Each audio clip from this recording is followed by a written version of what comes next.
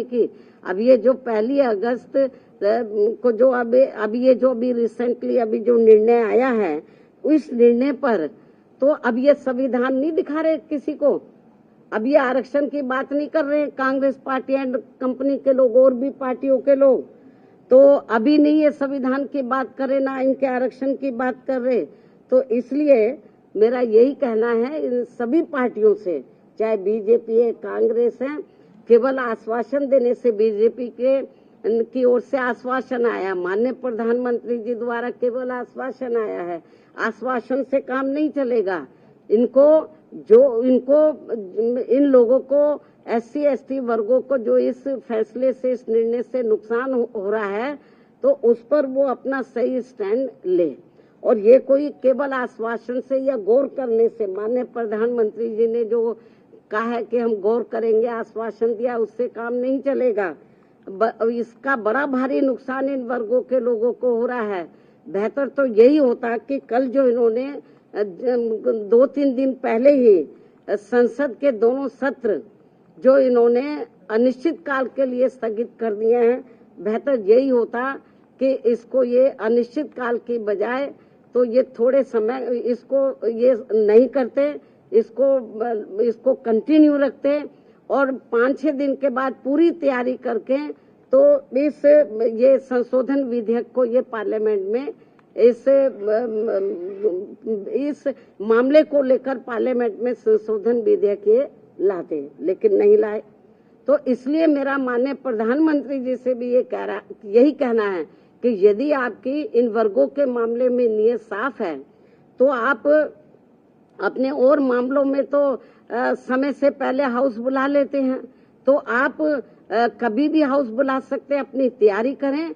और ये जो 1 अगस्त 2024 को जो माननीय सुप्रीम कोर्ट का निर्णय आया है, तो इस निर्णय को निष्प्रभावी बनाएं, हाउस बुलाएं मतलब, और मालूम भी पड़ जाएगा कि हाउस में सभी दलों का क्या स्टैंड है।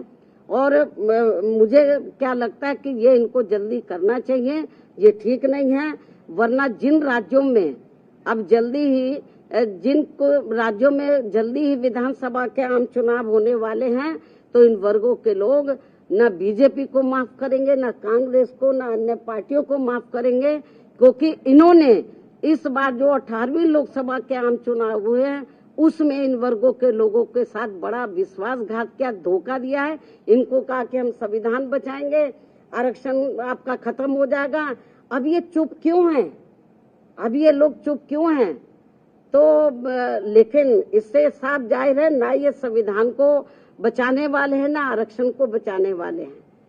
अब ये समझ में नहीं आ रहा आरक्षण को लेकर, ये जो संविधान को दिखाते घूम रहे थे सभी पार्टियों के लोग, अब क्यों नहीं संविधान को दिखा रहे हैं? अब क्यों नहीं आरक्षण की बात कर रहे हैं कि इनका आरक्षण जो निष्प्रभावी हो गया है, तो इसको प्रभावी बनाने के लिए इनको पार्लियामेंट का सत्र जल्दी ही इसको क्लियर करनी चाहिए और बाकी पार्टियों को भी अपना स्टैंड क्लियर करना चाहिए, क्योंकि ये कुछ जरूरी बातें कहने के लिए मैंने आज आप लोगों को तकलीफ दी है। हालांकि इससे भी मैंने पहले प्रेस बुलाई थी, लेकिन अब जो स्थिति सामने आ रही है, कल मैंने ट्वीट भी किया, लेकिन ट्वीट में सारी बातें नहीं आ सकती हैं, ट्वीट में सारी बातें नहीं आ सकती है। इसलिए फिर मैंने सोचा कि मैं मीडिया बंधुओं के समक्ष जाकर अपनी पार्टी की सही स्थिति आप लोगों के सामने इस संबंध में रखूं, इसलिए आज मैंने आप लोगों को तकलीफ दी है। इन्हीं जरूरी बातों के साथ अब मैं अपनी बात यहीं समाप्त करती हूं। धन्यवाद। जय भीम व जय भारत।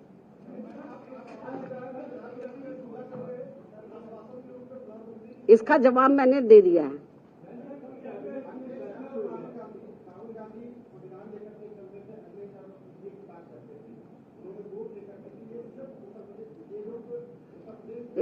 इसका भी जवाब मैंने दे दिया है, इसका जवाब दे दिया है।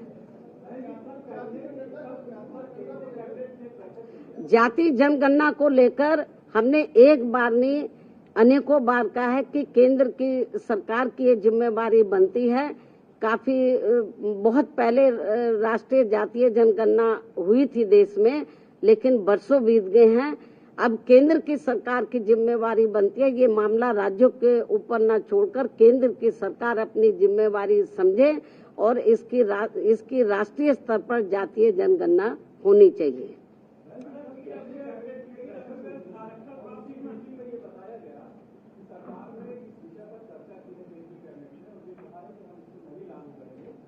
केवल कहने से थोड़ी ना काम चलेगा। जो सुप्रीम कोर्ट ने निर्णय दिया है, जब तक आप लोग पार्लियामेंट का सत्र जल्दी नहीं बुलाएंगे और इसके ऊपर संशोधन विधेयक नहीं लाएंगे, उसको पास नहीं कराएंगे, तो माननीय सुप्रीम कोर्ट का जो निर्णय 1 अगस्त को आया वो इम्प्लीमेंट रहेगा तब तक।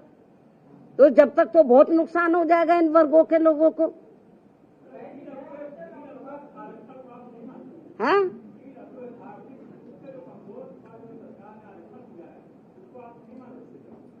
ये मामला SC ST वर्गों से संबंधित है, इससे संबंधित सवाल पूछिए आप।